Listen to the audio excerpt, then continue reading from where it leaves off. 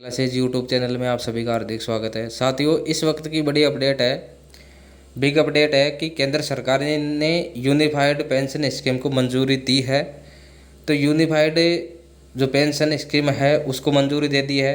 तो एनपीएस की जगह अब यूनिफाइड जो पेंशन स्कीम है उसका लाभ जो केंद्रीय कर्मचारी हैं उनको मिल सकेगा। तो इसकी घोषणा केंद्र सरकार ने आज कर दी है। तो साथियों, जैसे सभी को विदित होगा कि लंबे समय से ओपीएस की मांग की जा रही थी, लेकिन सरकार ने ओपीएस और एनपीएस के बीच का रास्ता निकाला है। जो यूनिफाइड पेंशन स्कीम है उसका जो घोषणा है उसकी घोषणा है वो कर दी है, मंजूरी दे दी है उसको। तो इससे 23 लाख कर्मचारी हैं उनको फ़ायदा होगा और एम्प्लॉय को अब कोई कंट्रीब्यूशन नहीं करना होगा। तो इसमें आपको पूरी जानकारी देंगे कि कितने इसमें जो पेंशन है वो मिलेगी, कितनी कटौतियाँ होगी, ये सारी चीज़ें हम आपको बताएंगे। लेकिन आप इस वीडियो के अंत तक ज़रूर बने रहें और साथ ही इस चैनल को लाइक और सब्सक्राइब अवश्य करें। तो चलिए साथियों, देखिए केंद्र सरकार ने न्यू पेंशन स्कीम एनपीएस की जगह अब केंद्रीय कर्मचारियों के लिए यूनिफाइड पेंशन स्कीम यानी एकीकृत पेंशन योजना का ऐलान कर दिया है। केंद्रीय जो मंत्री है अश्विनी वैष्णव ने 24 अगस्त को बताया कि यूपीएस 1 अप्रैल 2025 से लागू होगी। तो यूनिफाइड जो पेंशन स्कीम है यूपीएस वो 1 अप्रैल 2025 से लागू हो जाएगी और यूपीएस से 23 लाख जो केंद्रीय कर्मचारी हैं उनको फ़ायदा होगा। अब कर्मचारियों के पास यूपीएस या एनपीएस में कोई भी पेंशन स्कीम चुनने का ऑप्शन रहेगा, यानी वैकल्पिक रहेगी ये। तो आप यदि एनपीएस का लाभ लेना चाहते हो तो एनपीएस का लाभ ले सकते हैं और साथ ही आप यदि यूपीएस का लाभ लेना चाहते हैं तो यूपीएस का आप लाभ ले सकते हैं। आपको इसमें ऑप्शन मिलेंगे, तो चॉइस कर्मचारी की रहेगी। और राज्य सरकार चाहे तो इसे वे भी अपना सकती है। अब राज्य सरकार भी स्वतंत्र है इसमें कि वो यूपीएस या एनपीएस उसमें से दोनों में से कोई से भी इसमें अपना सकती है। अगर राज्य के कर्मचारी शामिल होते हैं तो करीब 90 लाख कर्मचारियों को इससे फ़ायदा होगा। तो अगर जो समस्त राज्य हैं उनके अगर कर्मचारी शामिल होते हैं तो 90 लाख कर्मचारियों को फ़ायदा होगा और अभी जो केंद्रीय कर्मचारी हैं उनको 23 लाख कर्मचारियों को फ़ायदा होगा। तो देखिए, यूपीएस से बड़ी 5 महत्वपूर्ण बातें हैं जो हम आपको बताएंगे। आपके पास जिज्ञासाएं होंगी। तो पेंशन, तो सबसे पहले देखिए, कर्मचारी को रिटायरमेंट से पहले के 12 महीनों की बेसिक सैलरी के औसत का 50% एश्योर्ड पेंशन के रूप में मिलेगा। तो देखिए, जो 12 महीने की बेसिक सैलरी है उसका जो औसत है उसकी 50% एश्योर्ड पेंशन के रूप में मिलेगी। यानी जो लास्ट 12 महीने की जो आपकी बेसिक पे है उसकी 50% तो मिलेगी ही मिलेगी आपको, यानी एश्योर्ड यानी निश्चित रूप से। किसी ने अगर 25 साल काम किया तो उसे यह पेंशन मिलेगी और इसमें समय का भी प्रावधान किया है कि उसकी सर्विस कम से कम 25 साल होनी चाहिए। 25 साल से कम और 10 साल से ज़्यादा है तो उसकी जो पेंशन है वो कम होगी। दूसरा है इसमें एश्योर्ड फैमिली पेंशन। तो कर्मचारी की मौत होने के समय उसकी जो पेंशन बनेगी, यदि मौत की जगह उसका रिटायरमेंट हुआ होता तो उसका 60% पेंशन के रूप में परिवार को मिलेगा। तो जो पेंशन बनेगी उसका 60% है वो परिवार को मिलेगा। कर्मचारी की मौत होने के समय उसकी जो पेंशन बनेगी तो उसमें से 60% उसके परिवार को मिलेगा और 40% की उसमें से पेंशन मिलेगी। तो देखिए इसमें आगे है,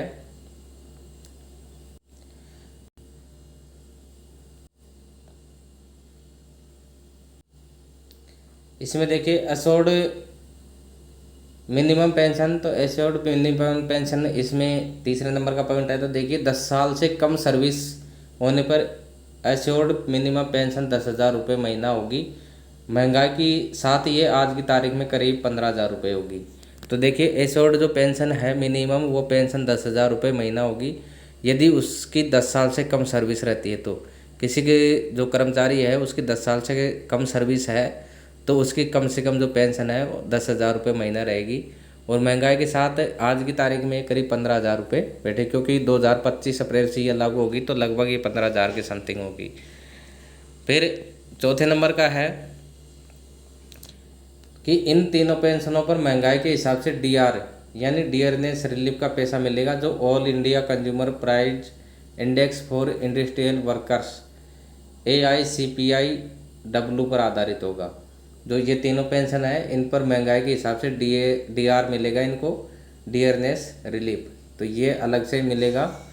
फिर उसके बाद में हर 6 महीने की सर्विस के लिए वेतन का 10% लमसम अमाउंट मिलेगा। अगर किसी की 30 साल की सर्विस हो गई तो उसे 6 महीने की सैलरी भत्ते सहित पैसा मिलेगा, ये ग्रेजुएटी के अलावा होगा। तो देखिए इसमें पांचवा जो पॉइंट है वो ये है कि हर 6 महीने की सर्विस के लिए जो उसका वेतन है उसका 10% के लमसम अमाउंट मिलेगा। अगर किसी की 30 साल की सर्विस हो गई है तो उसे 6 महीने की सैलरी भत्ते सहित का पैसा मिलेगा, तो ये ग्रेजुएटी के अलावा होगा। अगर 30 साल की सर्विस है उसकी तो उसको 6 महीने की जो सैलरी है भत्ते सहित इतना पैसा मिलेगा एक्स्ट्रा, और ये ग्रेजुएटी के अलावा होगा। तो देखिए न्यू पेंशन स्कीम से अलग है ये यूपीएस। कैसे अलग है, देखिए न्यू पेंशन स्कीम में कर्मचारी को अपनी बेसिक सैलरी का 10% हिस्सा कंट्रीब्यूट करना होता है और सरकार 14% हिस्सा देती है। तो देखिए एनपीएस है उसमें जो कर्मचारी होता है उसको बेसिक सैलरी का 10% जमा कराना होता है और जो सरकार की तरफ से 14% उसमें जमा करवाई जाती है राशि। अब यूपीएस में कर्मचारी को कोई भी कंट्रीब्यूशन नहीं करना होगा, यानी कोई भी आपकी कटौती नहीं होगी और सरकार अपनी तरफ से कर्मचारी की बेसिक सैलरी का 18.5% कंट्रीब्यूशन करेगी। तो कर्मचारी को कुछ नहीं देना होगा, सरकार अपनी तरफ से कर्मचारी की जो बेसिक सैलरी का 18.5% कंट्रीब्यूशन जमा करेगी। तो एनपीएस और यूपीएस में ये डिफरेंट है कि उसमें कर्मचारी को किसी प्रकार का कंट्रीब्यूशन नहीं करना होगा, जबकि एनपीएस में 10% कंट्रीब्यूशन कर्मचारी का रहता था और 14% सरकार का रहता था। लेकिन अब एक कंट्रीब्यूशन केवल सरकार का रहेगा, वो 18.5% है और कर्मचारी का कोई कंट्रीब्यूशन इसमें नहीं रखा गया है। समझते हैं नई और पुरानी जो पेंशन है उसके अंदर क्या डिफरेंट है, अंतर है। तो इसमें अंतर हम समझ लेते हैं। तो देखिए जो पुरानी पेंशन है ओपीएस और नई पेंशन स्कीम एनपीएस में, तो देखिए इसमें जो ओपीएस थी तो इस स्कीम में रिटायरमेंट के समय कर्मचारी के वेतन की आधी राशि पेंशन के रूप में दी जाती है। जो लास्ट है उसकी पेमेंट है उसकी आधी राशि पेंशन के रूप में दी जाती है। और एनपीएस जो था उसमें कर्मचारी की बेसिक सैलरी प्लस डीए का 10% इसमें कटता है। तो पुरानी पेंशन स्कीम में पेंशन के लिए कर्मचारी के वेतन से कोई पैसा नहीं कटता है। एनपीएस शेयर बाजार पर आधारित है, इसलिए ये सुरक्षित नहीं है। फिर पुराने पेंशन स्कीम में भुगतान सरकार के राजकोष से होता है। जो ओपीएस थी उसमें जो भुगतान था वो सरकार के राजकोष से होता है इसमें। और इसमें देखिए एनपीएस में इसमें 6 महीने बाद मिलने वाली महंगाई भत्ते का भी इसमें प्रावधान नहीं है। अब इसके अंदर जो ओपीएस है तो ओपीएस में 20 लाख तक ग्रेजुएटी की रकम मिलती है और यहाँ रिटायरमेंट के बाद निश्चित पेंशन की गारंटी नहीं होती कि आपको निश्चित पेंशन मिलेगी। तो ओपीएस में रिटायर कर्मचारी की मृत्यु होने पर उसके परिजनों को पेंशन मिलती है। एनपीएस शेयर बाजार पर आधारित है, इसलिए यहाँ टैक्स का भी प्रावधान है। और पुरानी पेंशन स्कीम में जनरल प्रोविडेंट फंड यानी जीपीएफ का प्रावधान है, इसके अंदर नहीं है। और इसमें 6 महीने बाद मिलने वाले महंगाई भत्ते का प्रावधान है, जबकि एनपीएस में महंगाई भत्ते का प्रावधान नहीं है। इस स्कीम में रिटायरमेंट पर पेंशन पाने के लिए एनपीएस फंड का 40% निवेश करना होता है, यानी आपको 40% जो राशि बचेगी उसकी ही आपको पेंशन मिलेगी। एनपीएस में ये प्रावधान था और ओपीएस में ये था। तो हमने इस अंतर को समझा। तो साथियों देखिए अब ये जो कैबिनेट की मीटिंग हुई थी तो इसमें प्रधानमंत्री नरेंद्र मोदी ने केंद्रीय कर्मचारियों के साथ अपने आवास पर बैठक की और इसमें 21 अगस्त को नोटिस जारी किया गया था। अब ये बैठक ऐसे समय हुई है जो 2 राज्यों जम्मू कश्मीर और हरियाणा में विधानसभा चुनाव होने वाले पिछले 10 साल में ये पहली बैठक है जिसमें प्रधानमंत्री और केंद्रीय कर्मचारियों की national counselling and joint consultative machinery JCM के सदस्य शामिल होंगे। तो बैठक में old pension scheme OPS, new pension scheme NPS और 8वें वेतन आयोग को लेकर चर्चा हो सकती है। तो वित्त मंत्री जो निर्मला सीतारमण ने भी बजट पेश करते हुए एनपीएस में सुधार की बात कही थी। वहीं संसद में पूछे गए एक सवाल के जवाब में वित्त राज्य मंत्री जो पंकज चौधरी ने जवाब दिया था कि सरकार ओपीएस बहाली पर कोई विचार नहीं कर रही है। अब इसमें देखिए एआईडीईएफ ने बैठक का बहिष्कार किया था इसमें। तो रेलवे के बाद केंद्रीय कर्मचारियों के सबसे बड़े संगठन all India defence employ federation यानी एआईडीईएफ ने प्रधानमंत्री की बैठक का बहिष्कार किया है। तो उनके जो सचिव ने बताया कि वो इस बैठक में हिस्सा नहीं लेंगे। इसकी वजह यह है कि बैठक में ओपीएस बहाली नहीं बल्कि एनपीएस को सुधार को लेकर चर्चा होगी। संगठन पहले ही कह चुके हैं कि कर्मचारियों को ओपीएस ही चाहिए। तो पहले भी इसमें एआईडीएफ ने 15 जुलाई को वित्त मंत्रालय की जो बैठक थी उसका बहिष्कार किया था। अब इसमें 1 मई को अनिश्चित हड़ताल की थी योजना। तो केंद्रीय कर्मचारियों ने ओपीएस बहाली को लेकर 29 फरवरी को 2024 को प्रधानमंत्री को नरेंद्र मोदी को पत्र लिखा था और पत्र में मांग की गई थी कि सरकार एनपीएस बंद करे और गारंटीकृत ओल्ड पेंशन स्कीम लागू करे। तो मांग पूरी न होने पर संगठनों ने 1 मई 2024 से अनिश्चितकालीन हड़ताल पर जाने की बात कही थी।